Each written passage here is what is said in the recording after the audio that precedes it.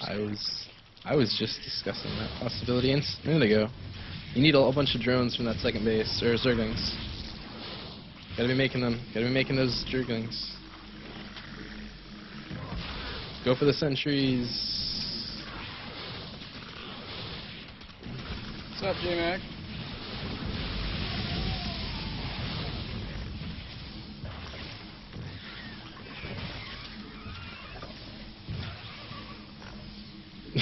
That's pretty crazy. Sentries. Attack with the drones.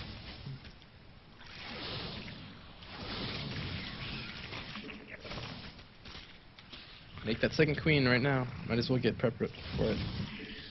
Use your Zerglings. Just put your drones back to relaxation mode.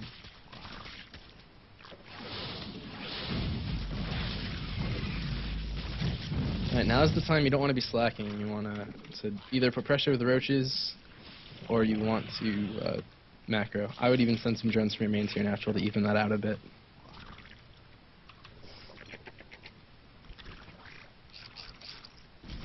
I want to make some more banes.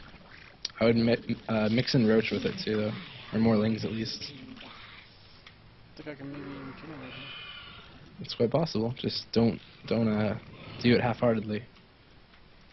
Throw down a third hatch even, just to give you good macro for this push.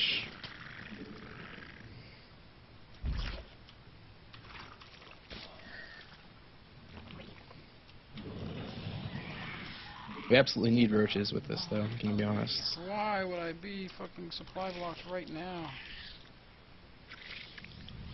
I'd pull back and just make a bunch more banelings.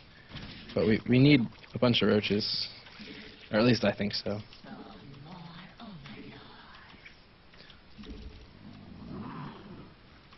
Pretty soon he's going to have an immortal. We're losing our time. Losing in our time window.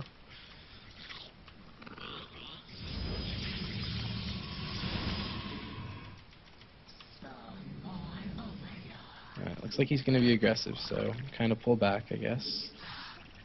At least until we get those roaches.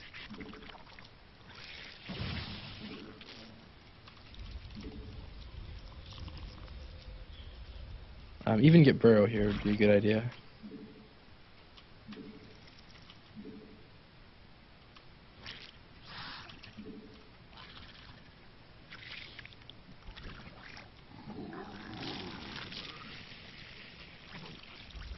Alright, and now just ling roach pump is what you want to use. I would even cancel that fourth. Because if your rush here fails, it's not going to matter. Oh, you need those minerals. That's okay. You don't have to rush. Just take it easy with those roaches. Kind of lure him out.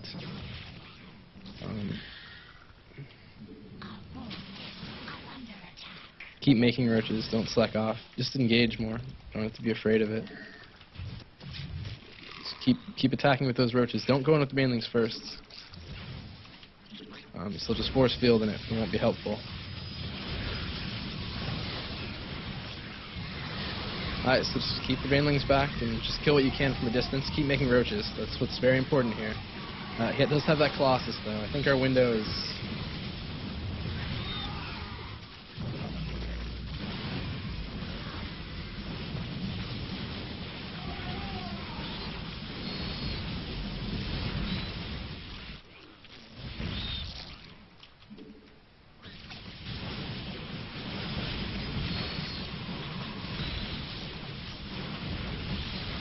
Too long, huh? Yeah.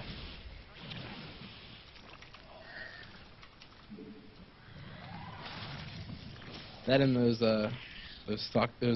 sentries and zealots did a lot of damage early. Really? Because I felt like I came out ahead there. No, he did kind of like that trick that I do, where you attack, but in the meantime you're macroing like a dog, and as long as it distracts him or does stun damage, you're ahead. At least I think so, personally. And here, like it pays to just be macroing up and to get just a bunch of roaches and make him move out towards you. But at this point, pretty much he's just gonna have Colossus and it'll finish us off probably. All right, GG. Good game. Good game. So we tried to be cute there. Didn't work out. Not gonna work out every time, so that's okay. Oh, bummer though. I'm still sad. So I'm sorry. I'm going to pout Sorry. for just a second. Ghost of Paul said I just got out macroed. I think that would be an inaccurate description of that game. But anyways, how about we take a little questions for Sheth, and then I'll let you do shout-outs and stuff like that, and then we'll put you on your happy little way. Okay, sounds perfectly good. Fantastic. So if you guys haven't emailed me a question for Sheth, then shame on you. I hope that, well, we have quite a few here, but please send more if you have them. Oh. Yes, guys, keep the questions rolling. I'll answer them as quick as I can, as properly as I can. Okay. On Zelnaga Caverns, you took a fairly quick third in response to JMag's basically standard macro style. Around what time or around what supply would you be taking that third against a 4-gate? Against a 4-gate, I would take that third inside of my base. I would keep a huge amount of macro and then put pressure on him when he tried to expand. Because if I have any chance to deal with the 4-gate, I'm pretty much doomed if I'm spending 300 of my minerals on a hatchery before I have enough defense to deal with it. But versus standard play, that's not a bad idea to take that third that early. Sometimes just to throw the Protoss's timing off, but against a 4-gate, you got to be defensive first. As we just saw, like, it would make no sense if you had just done a hatchery instead of like 3 spine crawlers there. Totally agree. Hey Sheth, how do you stay so calm, cool, and collected under mass pressure like you had in the first game tonight? I have a hard time staying calm and relaxed and making good decisions when I'm under pressure. Oh man. In big games, I'm not calm and collected. My hands will shake. I don't know if you guys have this, where your hands get like really, really cold, and like you just, for some reason, have lost all circulation in your hands, and no amount of like warming them underwater or heating them in the microwave will help it out. But in this sort of thing, unless it's a huge tournament, once you've been to huge tournaments, anything else seems a little bit trivial to you. Like, all right, I lost $100. Oh, well, okay, that's a shame. I lost in the finals of a $1,000 tournament. Well, that's okay. But once you've actually been there, and you're like, and you win one, and you're like, I can do it, then you at least have that confidence in yourself, and you kind of don't get bothered by, well, I know I'm going to lose games. I'm not perfect. I screw up just like everyone else. How am I going to learn from it? That's always what I focus on. Okay. Michael Redock asks if we can release your replays from tonight. Is that something you would be okay with?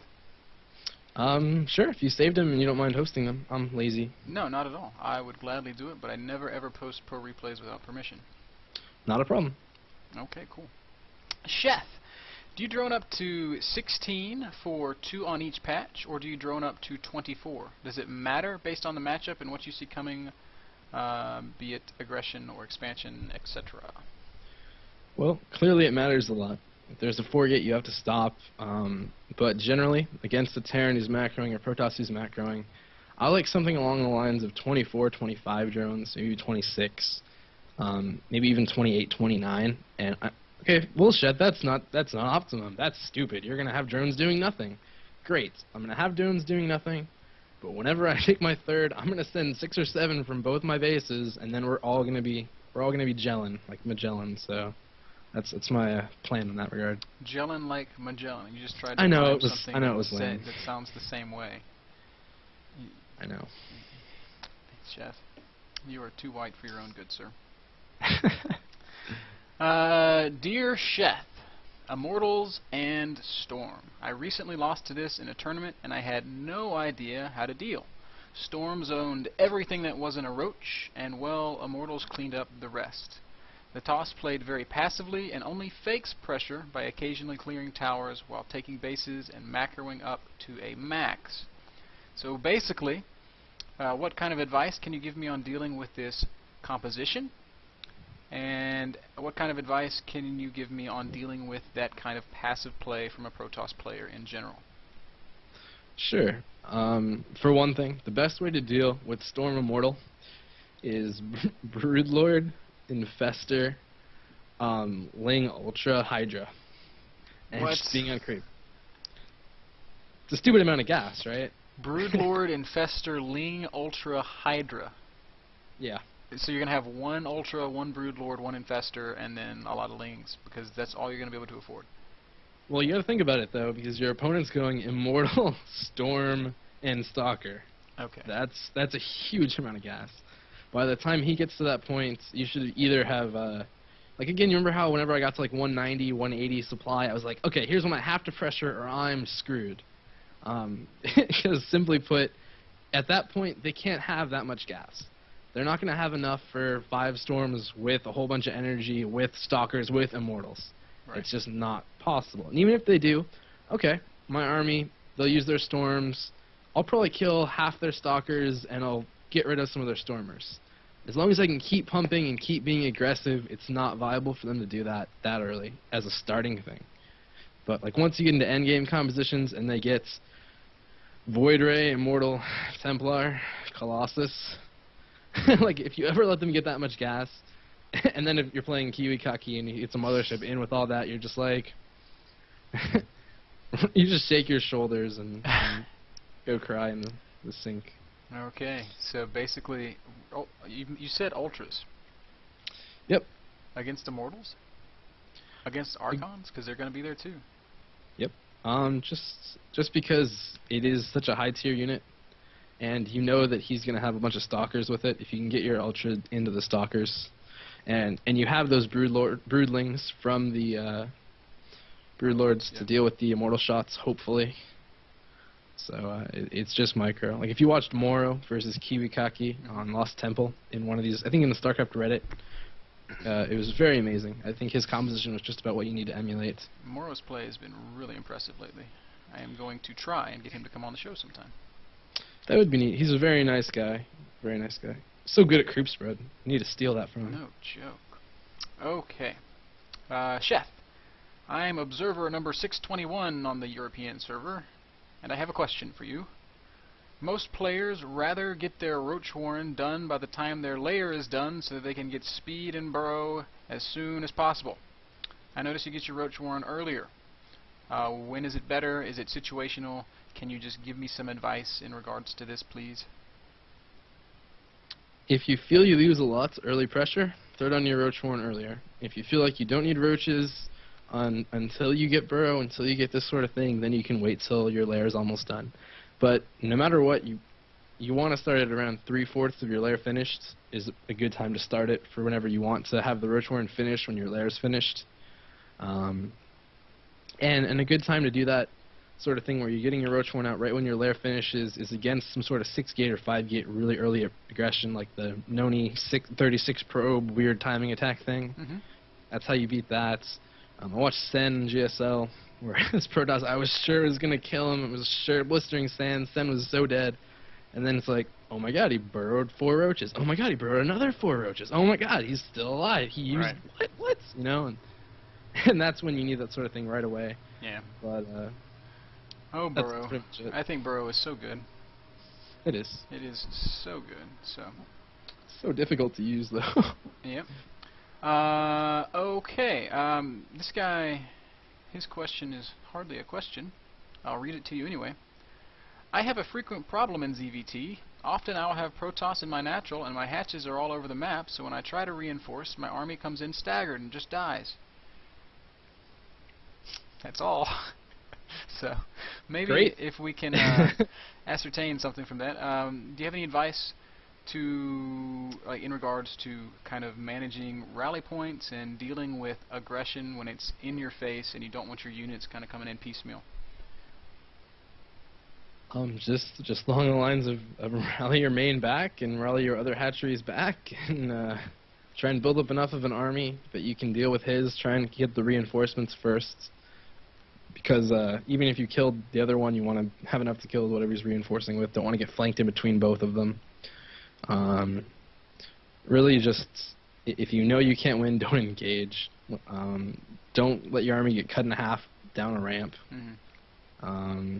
If you know you're going to lose your natural, just give it up. Maybe try countering his main or his natural. Don't bother running into it. Don't even bother saving your natural or your main. It's not that important for a Zerg. Just throw down a Roach Warren, throw down a spawning pool, and just keep macroing. Okay. One last question, and then I'll kind of turn it over to you.